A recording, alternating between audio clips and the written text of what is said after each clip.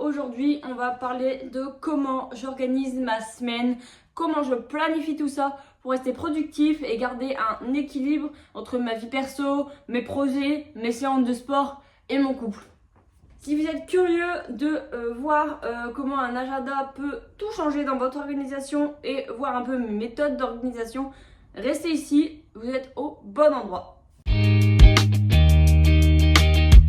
Pour moi, l'organisation de ma semaine, ça commence avec mon agenda que j'ai en papier, bien évidemment. Maintenant, vous le savez, c'est où je note tout et que j'organise tout. Quand ma soeur vient manger, mes rendez-vous de la semaine, quand je dois poster, ce que je dois poster, tout.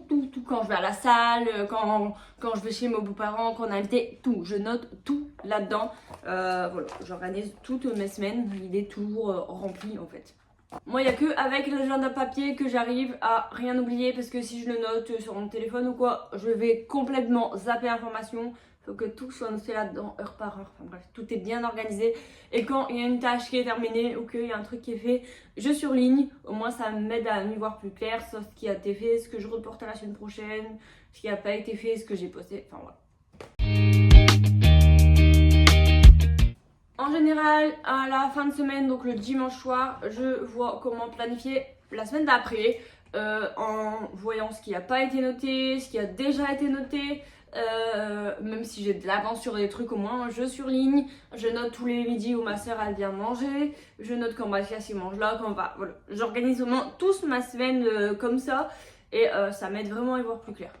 Je marche par tranche où je bloque des créneaux. Donc ça sera pour les projets perso, pour mes tournages, pour les scripts, pour tout. Je bloque des créneaux. Pour même les moments d'amour, pour nos séances de sport, en fait, ouais, je marche par créneau. J'essaye de toujours prendre plus. On va 1 heure au sport, mais je prends des plages de 2 heures, donc on passe là autant que machin. Vraiment, voilà, pour vraiment être super organisé. Et tous les midis en semaine, donc ma soeur travaille à côté, donc elle vient manger. Donc j'organise aussi un peu ma journée par rapport à elle, vraiment, sauf quand c'est impossible, j'ai un gros truc à faire dans toute la journée où je lui dis c'est pas possible. Mais sinon j'essaye, au moins ça me met aussi un rythme en fait. Une journée type chez moi, ça ressemble à quoi? Alors le matin, ça va être plutôt le moment où je suis plus productive, donc je me lève souvent vers 9h. À part quand j'ai des rendez-vous plus tôt où je me lève un peu plus tôt. Mais sinon, souvent, c'est vers 8h30, 9h. Après, je déjeune, je vais me préparer. Je me maquille en live ou pas, mais je me maquille. Et je vais sur mes montages, sur mes scripts, sur des vidéos à faire. Enfin, voilà. Je fais tout ça, je fais tout ce qui est boulot, papier, etc. Donc, ça m'aide d'être plus productive. En fait, le matin, je suis plus concentrée. Le midi, donc je fais à manger à ma soeur, elle vient manger, on mange, je fais un peu de ménage ou de rangement, ça dépend, des fois je le fais au matin aussi. Et quand Mathias rentre du taf, je l'ai au téléphone. Du coup, ça me fait passer mon heure du midi assez rapidement. L'après-midi, donc 3 fois par semaine, souvent on va au sport, à part quand c'est pas possible. On a des fois des rendez-vous, ça arrive. Ou bien on est souvent avec sa famille aussi. C'est rare qu'on puisse se poser l'après-midi. Mais en soi c'est pas grave parce que du coup le soir, enfin l'après-midi on rentre assez tôt et on peut se poser un peu assez tôt quand même. Le soir on mange assez tôt, on se couche assez tôt parce qu'il se lève à 4h30 pour aller bosser. Donc comme il est levé depuis 4h30, la journée est très longue à la fin. Donc du coup je suis un peu sur son rythme, sauf que je dors 5 heures de plus à chaque fois. Mais c'est pas grave. Mais du coup, on mange, on se met une connerie à la télé et puis après, on va se coucher assez rapidement. À part quand on ne bosse pas, où on profite un peu, soit on sort, soit on va manger quelque part.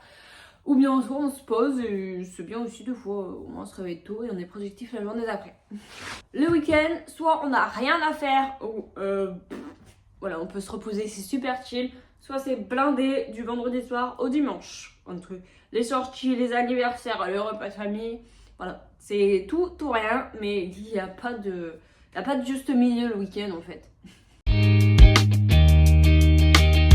Maintenant que vous avez vu comment je fonctionne et vu comment je suis ultra organisée, je vais vous dire 3 astuces pour être mieux organisée. Le 1, ça va être de tout noter. Ne gardez rien dans votre tête ou sur vos notes. C'est comme ça que vous allez zapper l'information. Même si c'est un bout de papier, vous notez tout sur votre bureau si vous n'avez pas d'agenda papier. Mais au moins vous avez les informations et des fois le permettre de noter. Vous avez vraiment toutes les infos dans votre tête. Voilà. En 2, il faut prioriser. Il ne faut pas chercher à faire tout d'un coup le même jour. Il faut chercher à mettre tout dans la semaine pour éviter les journées blindées et voir ce qui est plus important pour le mettre avant ou bien le jour où il faut le faire. Donc, voilà.